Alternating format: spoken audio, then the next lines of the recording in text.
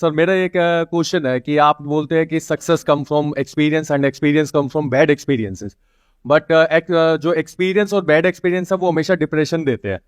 तो सक्सेस तो आती ही नहीं है, सक्सेस तक पहुंचते तक इतना डिप्रेस हो जाते हैं कि या तो वो फील्ड चेंज कर देते हैं या फिर वो वहां तक पहुंचने के लिए कुछ फाइनेंशियली लॉस इतना हो जाता है कि वो ईएमआई को बर्डन्स वगैरह ये सब चीजें चल जाती है। तो इसके अंदर ऐसा ऐसा क्या किया जाए कि वो जो डिप्रेशन बैड एक्सपीरियंस और एक्सपीरियंस से आता है उसको वो चेंज करके, थॉट को चेंज करके मैं आगे बढ़ सकूं। पहले मैं आपका क्वेश्चन अच्छे से समझ लेता हूं, आप बताना कि मैं ठीक सोच रहा हूं या नहीं।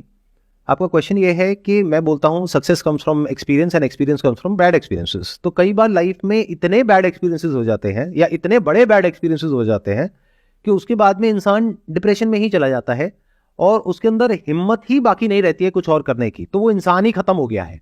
या ये कह लो चाहे साइकोलॉजिकली नहीं खत्म हुआ है बट फाइनेंशियली ही खत्म हो गया है, राइट। अब अगर ये जो मैंने कहा उसको बात को आप डीपली नहीं समझोगे या मेरे कॉन्टेक्स्ट को नहीं समझोगे, मेरे स्टैंड पॉइंट को नहीं समझोगे कि मैंने किस स्टैंड पॉइंट से ये बात कही, तो गड़बड़ हो जाएगी। ये बात मैंने कही थी अपने लाइफ चेंजिंग सेमिनार में। आप में से कितनों ने देखा है वो सेमिनार जो 2 घंटे का है? कितनों ने नहीं देखा है? वो ना एक चुल्लू भर पानी होता है, उसमें अगर आप चाहे तो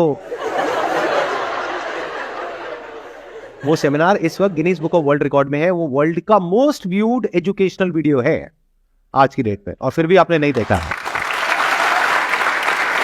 तो देख लेना भाई, वो वहां से कुछ अच्छा सीखने को मिल सकता है आपको। एनी हाउ, तो वहां पर जो मैंने बात कही थी वो कही थी अपने स्टैंड पॉइंट से, जब मैं उस सेमिनार के लास्ट पार्ट में अपनी स्टोरी बता रहा था कि देखो मेरे को ये नुकसान हुआ, फिर ये हुआ, फिर ये हुआ, फिर ये हुआ। फिर मैंने क्या कहा कि वो सब जो फेलियर्स थे मेरे, वो आपस में जाकर के कनेक्ट हो गए, क्योंकि अगर वो फेलियर्स नहीं हुए होते तो ये सक्सेस भी नहीं हो पाती। लेकिन अगर आपने ध्यान से ऑब्जर्व किया, मेरे वो सारे फेलियर्स बहुत छोटे छोटे थे। एक भी फेलियर इतना बड़ा नहीं था जिसकी वजह से कि मैं पूरी तरह से खत्म हो गया। यानी अगर मैं फाइनेंशियल टर्म्स में बात करूं, एक फेलियर में मानो मुझे नुकसान हुआ 5-10 हजार रुपए का, एक में हुआ 15 हजार रुपए का, एक में हुआ 50 हजार रुपए का। तो ऐसा नहीं हो गया कि मेरे को 50 लाख का नुकसान हो गया या मैंने अपने फादर का घर गिरवी रख दिया और उसके बाद में हम सड़क पे आ गए। ऐसा कभी नहीं हुआ, ऐसा मैंने कभी कोई स्टेप नहीं उठाया। प्लस उस सेमिनार में बार बार मैंने एक बात कही कि ना भागना है ना रुकना है, बस चलते रहना है और छोटे छोटे स्टेप्स उठाने हैं। तो जब इन सारी बातों को आप जोड़ करके समझोगे तब आपको समझ आएगा कि किस स्टैंड पॉइंट से मैंने क्या कहा। मतलब क्या कि अगर आप लोग छोटे छोटे स्टेप्स उठाते हो तो रिस्क भी छोटे छोटे हैं, तो फेलियर भी छोटे छोटे हैं, तो वहां से बाहर निकलना बहुत आसान है। तभी मैं कहता हूं आसान है। बट अगर इस फंडे को आप लगा देते हो कोई बहुत बड़े स्टेप में जहां पे बहुत बड़ा रिस्क है और बहुत बड़ा फेलियर है, तो वहां पर कुछ भी आसान नहीं है। फॉर एग्जाम्पल, एक बच्चा है जो चलना सीख रहा है, धीरे धीरे कोशिश कर रहा है, बार बार गिर रहा है, फिर खड़ा हो रहा है, फिर चल रहा है, फिर गिर रहा है, फिर चल रहा है, तो कोई रिस्क है। लेकिन सोचो कि अगर उसके मां बाप में इम्पेशंस डेवलप हो जाए, 2 महीने हो गए चल ही नहीं पा रहा है, एक काम करते हैं इसको पकड़ करके रस्सी से बांधते हैं और भगाते हैं इसको, गाड़ी के पीछे बांध दो इसको। मतलब पता नहीं होता लोगों के दिमाग में किसके क्या, मैं आइडिया नहीं दे रहा आप लोगों को। Please do not try this at home. But मान लेते हैं कोई बावले माँ बाप है, उन्होंने क्या किया, बोला कि अब मैं अपने बच्चे को आज ही चलना सिखा दूंगा। क्यों 2-4-6 महीने खराब करने हैं?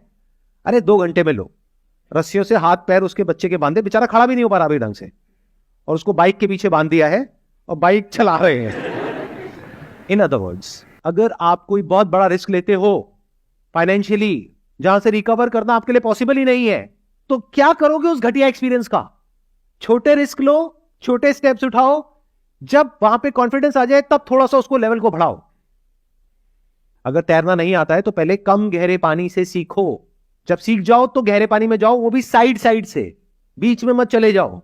किसी से टक्कर हुई और नीचे गए तो गए। तो अगर आप धीरे धीरे स्विमिंग सीख रहे हो तो कोई रिस्क नहीं है, तो सब कुछ आसान है। Then success comes from experience and experience comes from bad experiences. यानी कि जब आप तैरने की कोशिश करोगे और नहीं तैर पाओगे तो आपको समझ आ गया, अच्छा इस तरीके से नहीं तैर पाते तो चलो किसी और तरीके से ट्राई करते हैं। लेकिन ये सब आप कहां ट्राई कर रहे हो? शैलो वाटर में, तब आसान है। लेकिन अगर मेरी ये बात सुनी और जबरदस्त आपके अंदर मोटिवेशन आई और आपने कहा सब कुछ आसान है और जा करके छलांग लगा दी सीधा गहरे पानी में, तो आसान है बोलने के लिए भी कोई नहीं बचेगा। यही गलती हम कर बैठते हैं, जरूरत से ज्यादा एक्साइटेड हो जाते हैं, अपनी बुद्धि का प्रयोग नहीं करते हैं, कोई बड़ा स्टेप उठा लेते हैं। जब बड़ा स्टेप उठा लिया तो रिस्क भी बड़ा हो गया, फिर फेलियर इतना बड़ा हो गया कि जिंदगी भर आप उससे पीछा नहीं छुड़ा सकते।